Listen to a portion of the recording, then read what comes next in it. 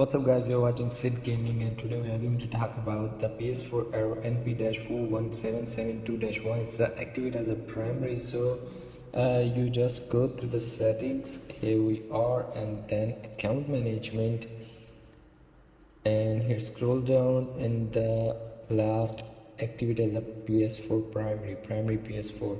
So you just active as a primary PS4. So you just have a both PSN accounts or two PSN accounts. You just sign in both, and you just buy a game in one account. You just go active as a primary, and then you can play on the other account also.